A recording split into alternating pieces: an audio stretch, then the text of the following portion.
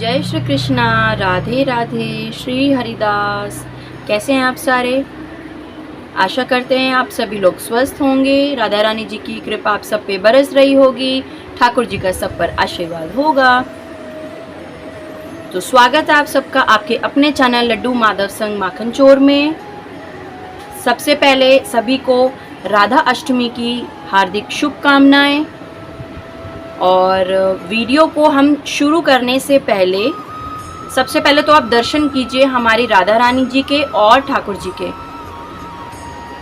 हम बात कर लेते हैं जो पिछले व्लॉग में, यानी कि जो कृष्ण जी की छठी पर हमने आपसे एक सवाल पूछा था कि श्री कृष्ण को 56 भोग क्यों लगते हैं, तो उसका उत्तर जो है आज मैं वो आपको बताती हूँ। स्पष्ट रूप से बताएंगे आपको, जो कृष्ण जी की लीला भी है और एक तरह से कहा जाए कि एक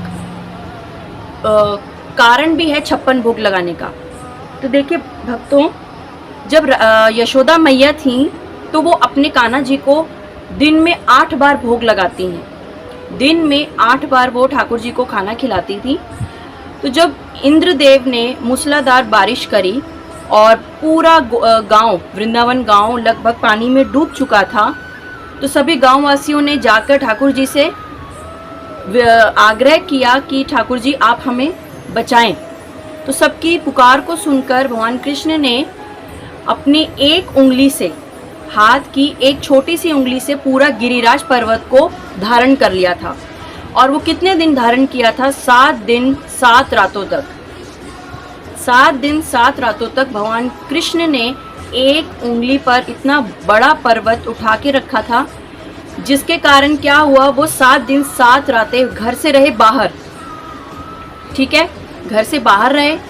तो अगर हम एक दिन में ठाकुर जी का 8 प्रकार का 8 बार का भोग लग रहा था, तो यदि हम 8 को 7 से गुना करते हैं, यानी कि 8 बार के भोजन को 7 दिन 7 रातों से मल्टीप्लाई करते हैं, तो बनता है 7 गुना 8 56। ठीक है, तो 56 बना उसका उत्तर। इसी कारण से तब से यह प्रथा चली आ रही है कि भगवान श्री कृष्ण को 56 तरह का भोग लगता है, क्योंकि जब ठाकुर जी घर वापस गए थे ये लीला को करके, जब वो अपने घर लौटे तो यशोदा मैया ने उन्हें 7 दिन 7 रातों का भोजन एक ही बारी में खिलाया था, जिसे हम 56 भोग कहते हैं। आप सभी को यदि समझ आ गया होगा तो कमेंट बॉक्स में ज़रूर लिखिएगा कि 56 भोग का जो प्रथा चली आ रही है वो तभी से चलती आ रही है जब हमारे ठाकुर जी ने 7 दिन 7 रातों तक पर्वत को उठाया था। और जब वो ये लीला करके घर गए तो उनकी मैया ने, यानी यशोदा मैया ने उन्हें 7 दिन 7 रातों का भोजन एक ही बारी में खिलाया, यानी कि 56 बार का भोग लगाया, इसीलिए 56 भोग लगते हैं। तो ये रहा हमारे उस प्रश्न का उत्तर। अब आता है प्रश्न। अगला प्रश्न ये रहेगा कि जब ठाकुर जी ने वो लीला करी, गिरिराज जी को जब उन्होंने एक उंगली पे धारण किया, तो वो किस हाथ से किया था? दाएं हाथ से या बाएं हाथ से? अब आपको इसका उत्तर देना है। तो आपके पास समय है, उत्तर को ढूंढिए, उत्तर को कमेंट बॉक्स में लिखिए और ठाकुर जी की लीलाओं के साथ जुड़े रहें। चलते हैं अब हमारी आगे वीडियो में, जिसमें आप देखेंगे श्रृंगार, हमारे राधा रानी जी का भोग और कैसे हमने जन्मदिन मनाया। तो चलिए अब हम वीडियो को स्टार्ट करते हैं। अपने सबसे पहले तो हम अपने ठाकुर जी का आपको श्रृंगार दिखाएंगे, राधा रानी जी का श्रृंगार दिखाएंगे। तो आप देख सकते हैं कि हमारे राधा रानी जी और ठाकुर जी आ चुके हैं। अब ये हो रहा है राधा रानी जी का जन्म, मतलब कि हमने उनका जो जन्म करवाया था वो हमने कमल के फूल में करवाया था, जैसे कि मैंने आपको एक वीडियो में बताया था, जो वीडियो था उनके श्रृंगार कलेक्शन का। तो ये देखिए राधा रानी जी हमारी कमल में से ही प्रकट हुई थी। जब वो वृषभानु जी को मिली थी तो वो कमल के फूल में ही मिली थी। तो इसलिए आप सबको भी उनका जो जन्म उत्सव है तो उस समय जन्म हमेशा कमल के फूल में करवाना है। अब हम इनका कराएंगे पंचामृत स्नान। पंचामृत स्नान का भी वीडियो मेरे YouTube चैनल पर है, आप लोग देख सकते हैं। तो आप लोग देखेंगे कि अब हम इनको किन किन चीज़ों से उनका स्नान कराएंगे, अपनी लाडली जू को और केशव को।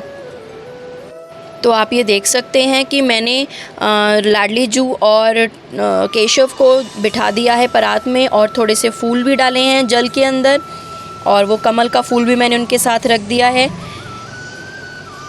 और इसके बाद हम उनका पंचामृत स्नान स्टार्ट करेंगे। तो ये देखिए, ये सारी सामग्री हैं, दूध, घी, शक्कर जिसे हम भूरा चीनी कहते हैं, दही और शहद।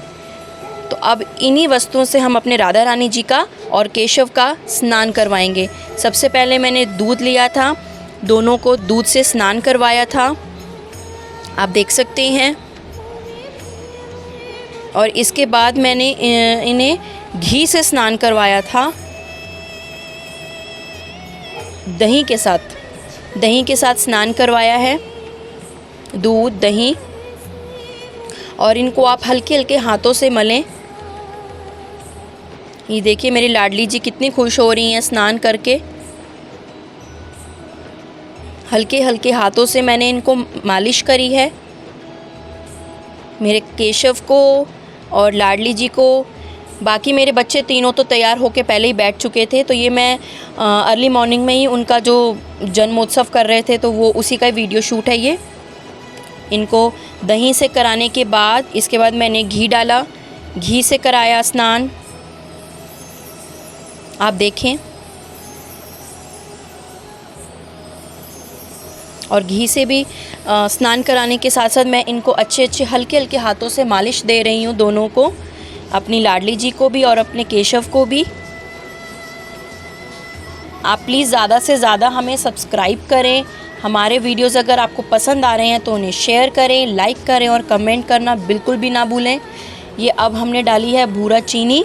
यदि आपके पास भूरा चीनी नहीं है तो आपके पास जो नॉर्मल चीनी होती है, आप उसको भी मिक्सी में अच्छे से ग्राइंड करके उसका पाउडर फॉर्म लेकर उसे आप स्नान में इस्तेमाल कर सकते हैं।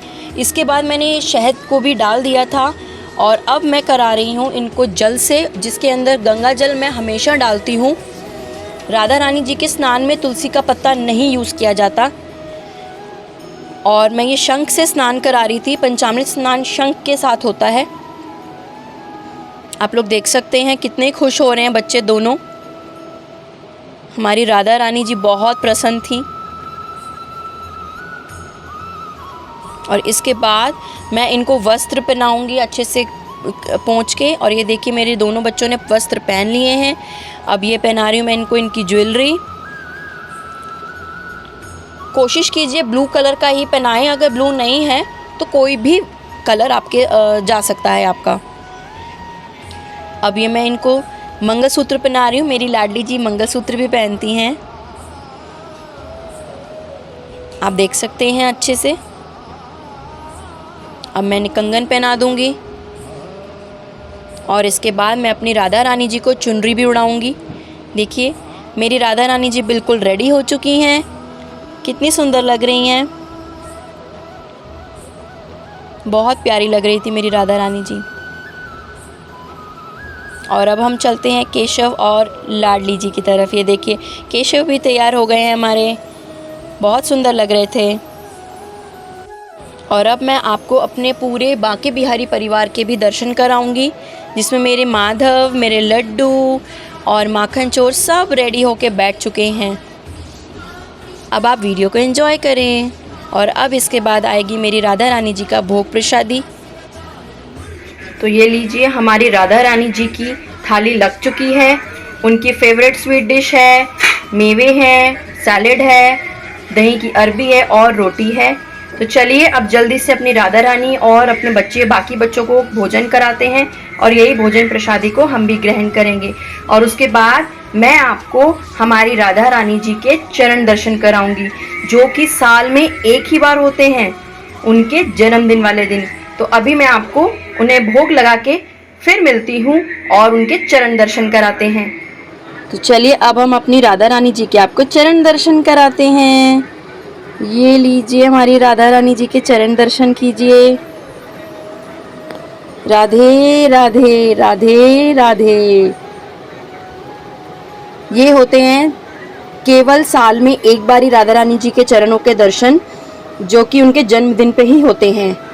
तो आप कीजिए हमारी राधा रानी जी के चरणों के दर्शन और अपने जीवन को धन्य करें।